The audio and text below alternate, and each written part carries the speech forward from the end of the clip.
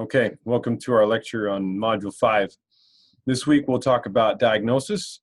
Want to jump right in, give you an idea. Let's do something short and sweet.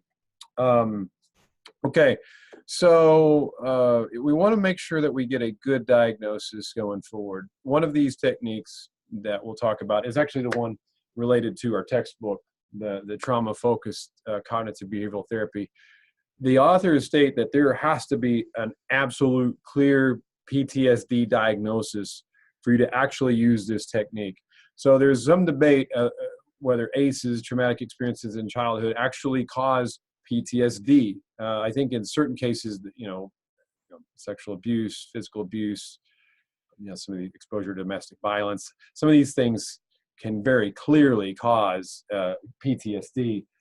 And so I think it's worthwhile that we review the diagnostic criteria to PTSD. If you look at the DSM-5, they've made some good changes from the DSM-4, specifically related to trauma-related disorders.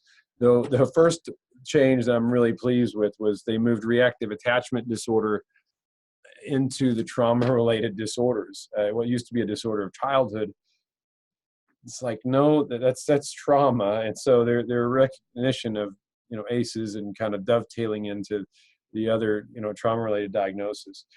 Definitely there's an etiology. I mentioned in one of my other videos that all the diagnoses except for the trauma diagnosis are just describing behavior. They're describing symptoms. They're not giving you the cause of the symptoms. This, to me, gives you the cause of the symptoms, reactive attachment disorder, because in criteria A, you have to have experienced pathological care from an adult. And when we move over to post-traumatic stress disorder, the very first criteria is exposure to an actual or threatened death, serious injury, or sexual violence in one or more of the following ways. So I'm going to ask, if you have questions. I didn't list them all out here. If you would like, I can go into more. If you want me to, email me, and I'll go into some more detail, because I know in the outline that I provided for you, didn't go into a lot of specifics. But let's pull that up now. Let's make sure I get the right screen. I don't want to do what I did last time and just talk to folks over, okay, yeah, here's what I'm talking about. And you're like, I've got no clue what you're talking about. Mr. Randolph, you are talking. Okay, so I'm very hopeful. I'll go back and check before I publish it. Very hopeful you're seeing the Module 5 lecture screen right now. Because if you're not, this is no good. So this is our Module 5 lecture, taken right from Module 5. So this is our module for this week. Here's our outline. So our outline, we're going to do screening, assessing, and diagnosing. So you're going to get some tools this week. You're going to get to look at some tools. Going to get to look at some things that you can use to try to assess whether somebody's actually got PTSD. Because like I said, with trauma-focused cognitive behavioral therapy, you have to have a clear diagnosis to do the whole technique. That's not to say you can't use pieces of the technique. Doesn't mean it's all thrown out thrown out with the bathwater. So read Chapter 2. And I think that was on for previously as well. If you didn't read Chapter 2, Chapter 2 will help this week. If you have the DSM, that's great. Try to look up post-traumatic stress disorder. Look up all those clusters of symptoms. We'll talk about them here in just a second. I've given you the UCLA PTSD assessment and the CATS anxiety screening. Those are part of our of what I've given in the class. And so really you're just going to cover a case scenario in your discussion for this module. So let's jump right in. And here are the trauma symptoms. I mentioned criteria A, criterion A. Criterion B is really, you have intrusive symptoms associated with the traumatic event. So in other words, you're just sitting here and something triggers a thought of the traumatic event, or something happens, and like for instance, I like how they've broken this out for kids now too. So it used to be that they didn't necessarily break down PTSD for kids, but like repetitive play where you have a theme about the traumatic event. Think about kids that are were sexually abused and keep, acting out or play, uh, play like with sexual themes, or even maybe, exposed to violence. Think about really acting out violent themes, or in a car wreck or a tornado. It just kind of depends on the traumatic event, and so they play out these situations over again. Distressing dreams in kids, you don't have to have you don't have to go like Freudian on them and interpret dreams, but it can just be nightmares. Kids can just have incessant nightmares. It doesn't even have to be like associated with the event. And so it's important to, these are things where it invades in your space, invades in your head, and it's affecting your functioning. Another very clear symptom, and this impacts treatment a lot, is avoidance of stimuli associated with the traumatic event. And so this is just natural. You don't want to feel pain. If it's a traumatic event, it's inducing pain. And so I don't want to think about that. I don't want to be. And so a lot of people, when they work on trauma with kids or with adults, they're like, our number one rule is do no harm. It sure feels like I'm hurting this person. And so you need to have some very clear rules, because there are 2 or 3 techniques, actually more than that have you recall, the trauma to work through it. And so that's the hardest part about the treatment when we get back in the treatment aspects is this letter C, that's a symptom of the trauma, is you don't want to think about it. Negative alteration in cognitions and mood, so you have these disastrous thoughts, things are always going to be bad. You also can have difficulty remembering. That's a very and also putting words to the event. I mean, there's almost one researcher mentions like an alogia, or a loss of ability to describe what happened in the event. And so a lot of things happen, with our amygdala and our ability to recall. And some of those things are protective as well. I mean, if it's just that horrible, you don't want to remember it. I mean, it's a neurally protective, and it's trying to protect our system from this. As we talked about, having this huge amount of cortisol dumped on us, we're always in a threatened state. So yeah, negative alterations in cognitions and mood, and then this threatened state goes definitely into letter E. And so really acting or feeling like you're re-experiencing the event.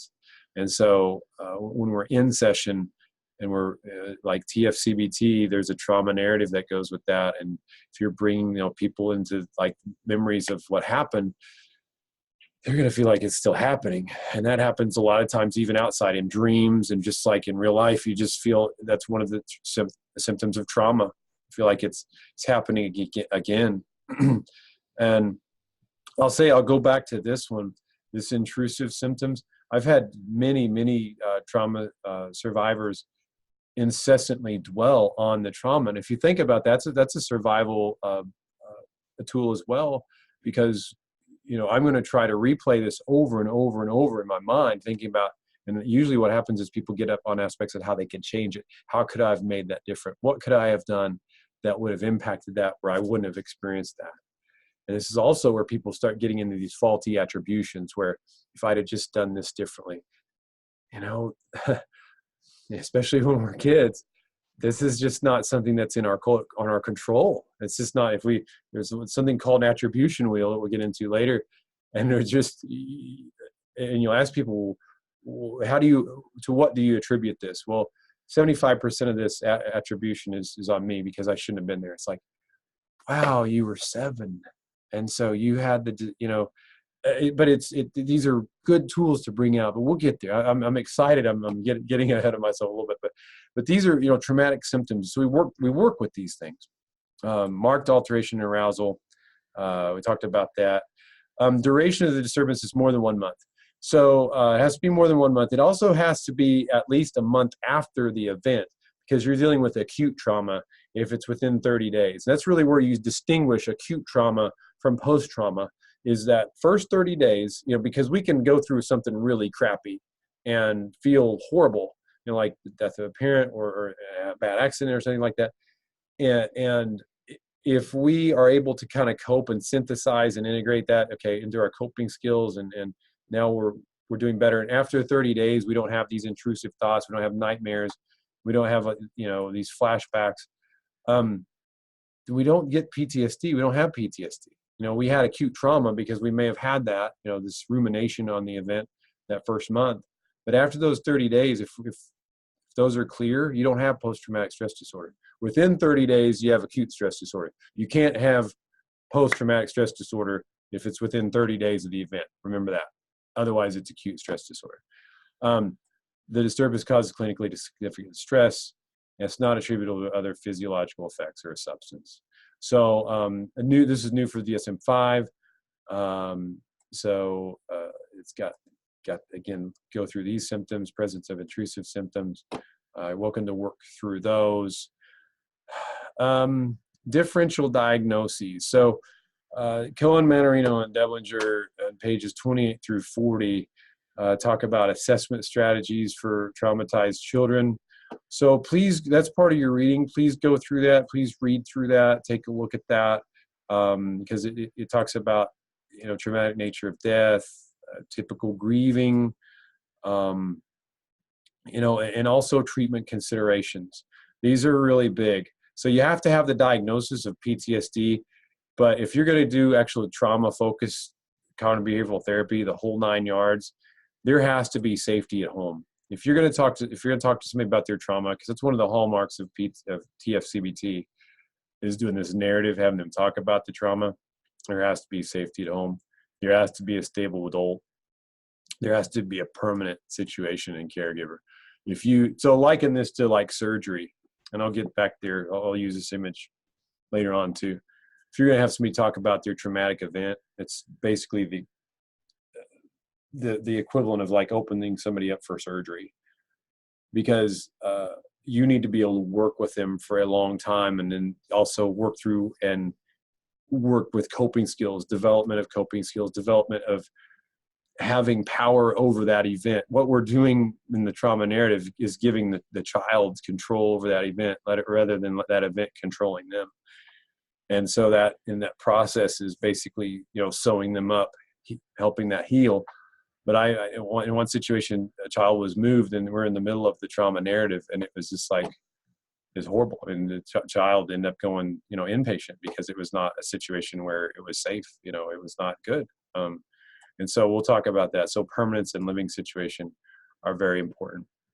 So your module 5 assignment here, take a look at the screening tools and assessment.